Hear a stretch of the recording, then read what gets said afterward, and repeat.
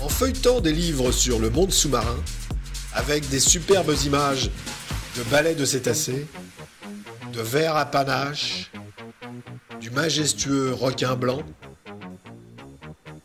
de coraux ou de vibrionnants dauphins, l'envie d'aller voir de plus près ce monde se fit de plus en plus pressante. En fait, je rêve de bulles.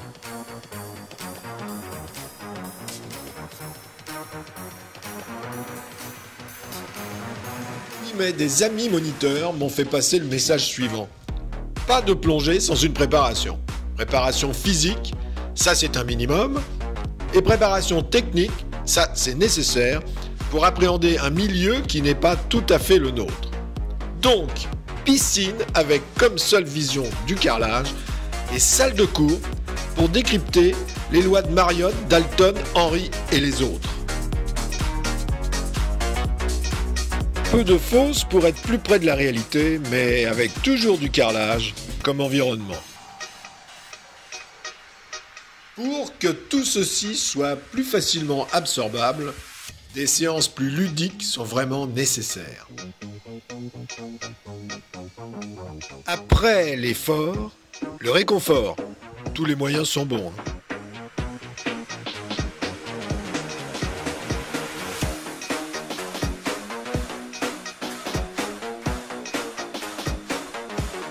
Ça y est, ça s'arrose. L'obtention d'un niveau de compétence me permet maintenant d'aller voir dans le vrai monde sous-marin.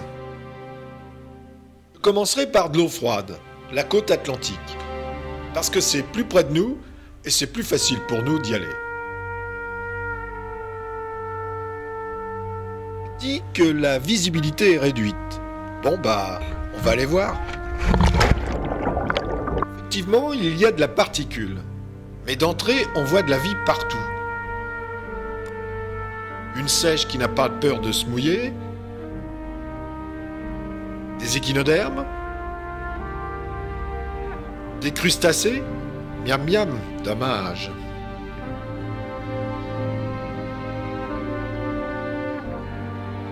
Il est temps de remonter et de se signaler car avec ce petit courant breton, nous avons un peu perdu le bateau de vue. Gonflage et oh, faut pas partir. Maintenant, l'eau chaude. C'est plus loin, mais c'est plus chaud. Et la visibilité est étonnante.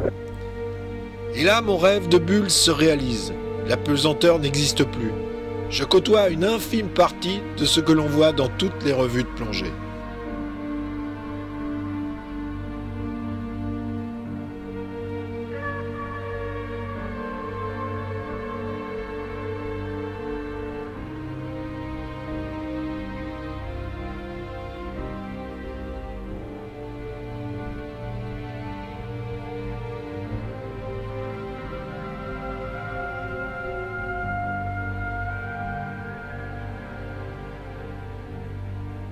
Voyant ce tétrodon masqué dévorer le corail, ça me rappelle un dialogue d'Audiard dans Les Barbouzes.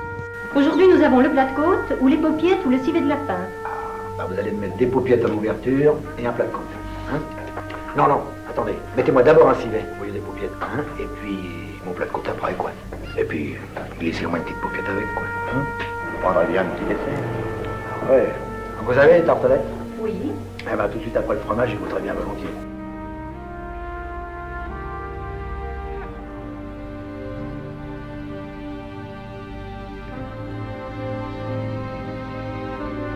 J'envie ce bon gros mérou pour sa stabilité et son calme.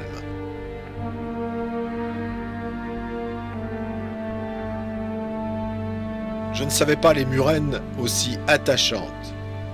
Allons, pas de bisous en public.